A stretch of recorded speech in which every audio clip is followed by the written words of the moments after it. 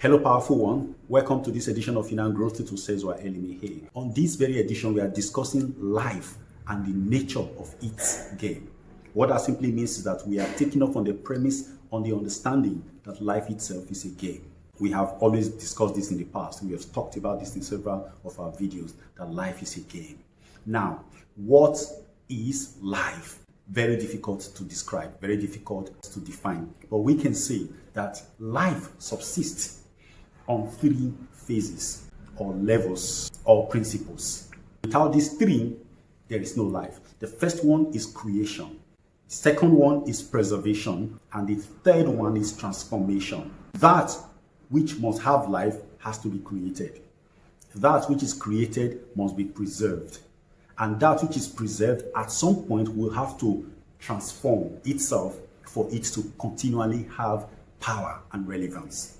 Now, let us come back. What is creation? Creation is a process of clear, undisturbed definition of an intention and manifesting that intention from the subtle energy realm to the gross material level. That's what creation is. In other words, for creation to happen, there has to be an existence of that thing at the subtle or at the higher level of energy. Remember one thing, that all that exists is energy, and energy can neither be created nor destroyed, but it can only be transmuted. It can only change form. Creation, therefore, is the changing of the address of an energy form or of a desired energy form in order for it to serve your purpose. Nobody creates against itself, although on the basis of certain data dynamics, people often always create against themselves. Now, by that definition of creation, you understand the principles of creation. The first one is that you must have a clear and undisturbed intention.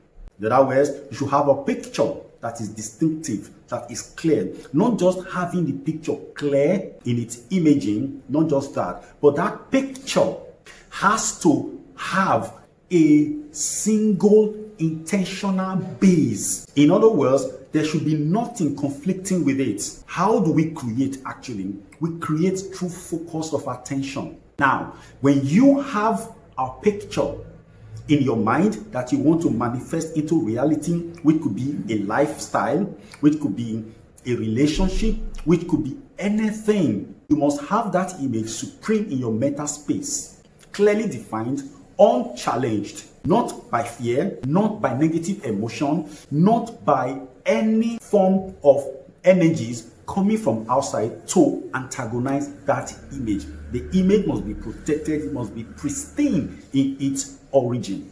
And what is the origin of that image? Your intention, your goal, your plan for that thing. The first one is to say you must have absolute faith that you are capable of manifesting that thing, of creating that thing, of using that thing.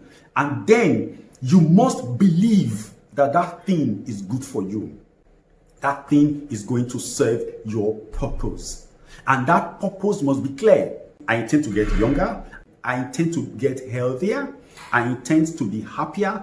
I intend to be rich. I intend to be a better human being so that when people come into contact with me, they are better than they were before they met me. Is that the intention? That is your creation. Intention is set clearly. There should be no disturbance. No disturbance of any type, not disturbance of doubt. When doubt comes in, creation cannot happen. So when you have created that image, the next level is to transmute that image into a level where it can serve you. Nothing in the mental space can actually be useful to you until it comes to the gross material space. You have a picture of the kind of life you want to live. That picture is in your mind, but it is useless to you. But for you to be able to live that life, for you to have that life, you must pull that life from your mind, from your mental space to the physical. It must change your environment. That is the purpose of creation. And what is that thing that could create disturbances for the intention, for the definition? One, we've been talking about them. You have to create in line with the nature of existence. One, nature is generous. I come back to that point always, always. Therefore, if you really want to manifest your goal, your dream life, you must not deny any other person their right to have their dream life, because that becomes a distortion of your image. It's a disturbance. The second thing is that you have to have that absolute faith that your intention can happen. Not that you have to beg anybody, any force, any entity to make it happen. No, you must have that absolute understanding that it is you, that you are the creator of your reality, because you are an emanate of the Supreme, who is the first and foremost creator, manifest as he is. Like that songwriter said, you made my life so beautiful, because as you are, so you have made me here on earth. There's nothing greater than this. That's a very beautiful expression. As the creator, as the source is in the entire world of existence, so also is every human being in their world of existence. So if you have that faith that you have the capacity to create, and that the entirety of nature, the entire universe supports you in your creation, then it will happen. What are the things that will create this disturbance that you will not believe that the universe is supporting you? One, a sense of unworthiness. When you feel you are not good enough, I didn't go to school enough, my family background is very backward, I have never seen anybody in my family do things like this before, my village is very remote, oh, I am a sinner, God cannot listen to me. All of these things are distortions, disturbances you are sending into the universe. I know what's going to happen. Universe to say, be it unto you according to your faith. As you wish, so shall it be. As you feel about yourself, so shall your life become. You are healthy? Good, enjoy your health. But if you are unhealthy and you want to get healthy, you have to create. How do you do the creation? It's by creating an intention.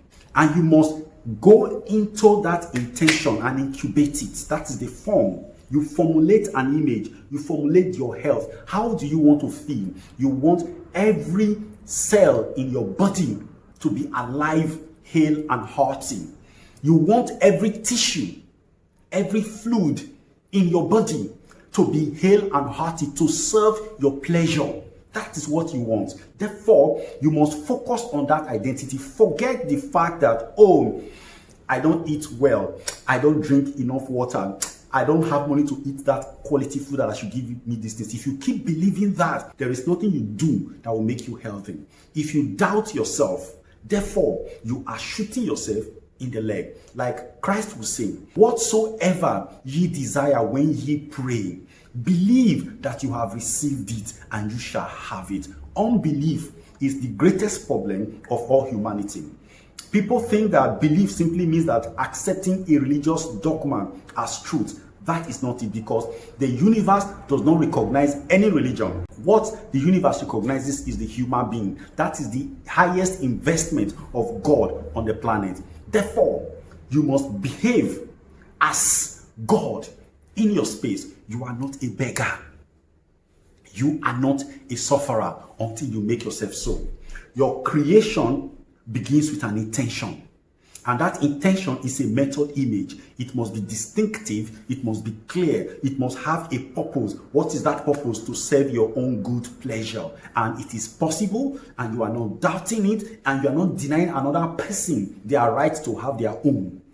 That will help you. That is the power of creation. Now, the thing about creation is that you have to impregnate your intention by the energy that you send into your belief.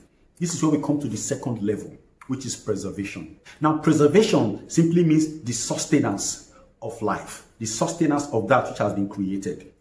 Now, preservation has two levels. You have the mental preservation, that is to say, you have conceived the life that you intend to live, and it gladdens you, you love it, you believe in it. It has not yet manifested in the physical. You have to preserve that image. Save it from doubters. Save it from negative energies by doing the right things, by first of all not going out and start telling people, this is what I want to manifest. Keep your intention secrets. Like one of my friends will say, operate below the hype. I love that expression. operate below the hype. Have an intention, keep it to yourself. Hide it. That's the first step. The second step is that you have to keep remembering it. You wake up in the morning, you water it with the seed of faith. As you are moving about, you know that there are certain things that are going to militate against the realization of this intention. Therefore, you avoid those things. This is the way you preserve. You are run away from quarreling. I have always said this before. Quarreling dissipates creative energies. Don't quarrel. Don't fight anybody, and don't begrudge anybody. Don't hold a grudge.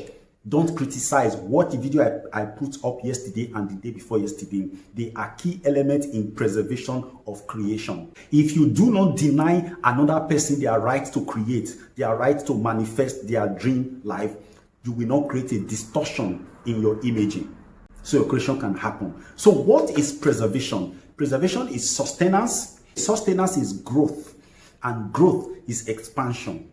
How do you sustain? How do you expand? You can only expand by focusing your attention on that which you want. Now, there is a law of the universe that states that whatever mind dwells upon expands. The thing you make the focus of your attention on a regular basis will be growing. So the question I'm asking you right now, what are you dwelling on? Some people think that they are dwelling on being wealthy, on being healthy. But all the while, their attention is always on what their sickness is doing on their body, what they are not able to do because they don't have money to do these things. So their attention are on the wrong side of what they want. That is, they are dwelling on not having these things. So after they have made a demand on the universe, instead of them to be thankful each time they remember those things, what they do is that they complain. Not even complain, some of them decide to use the opportunity to start praying more and more.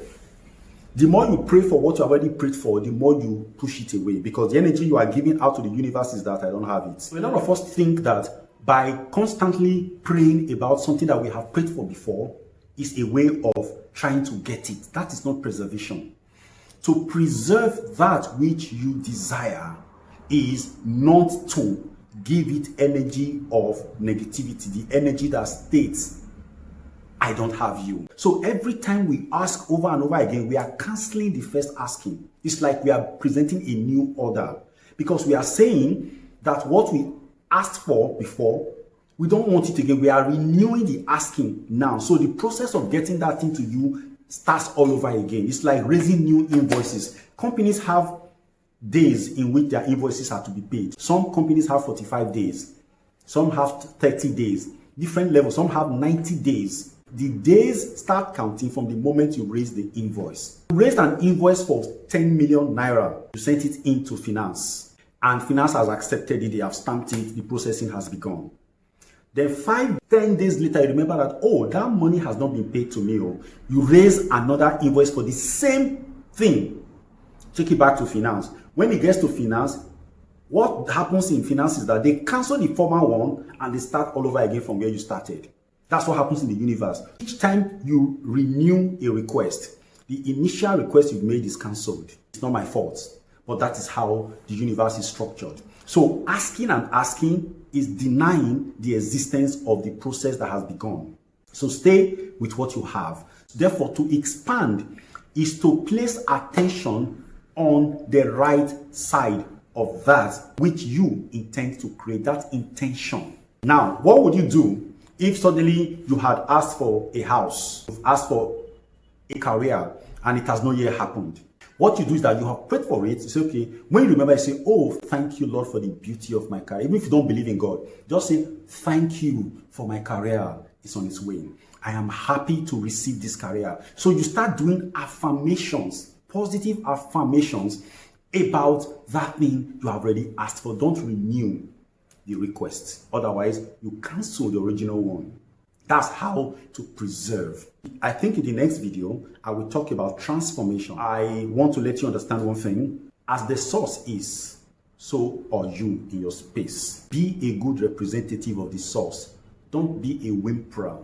Don't be a beggar. Don't be a complainer. Don't be a crybaby. Be that human being that is aware of its powers. The greatest things that undo us are our beliefs. And those beliefs are the beliefs that create in us a sense of unworthiness. If we will let these things go and believe that we are worthy. Our being worthy is not because we have done great things. It's not because we are so beautiful or so powerful. No. We are worthy because we are greatly beloved by life. There is no human being, irrespective of the mode that they are putting on, that is inferior, that is unworthy. None. If you want to create without a distortion, you must have that image at the back of your mind that all are worthy. That makes your worth peak and grow. What more can a brother say? To say, stay in your state of worth. Stay worthy, stay wealthy, and stay healthy.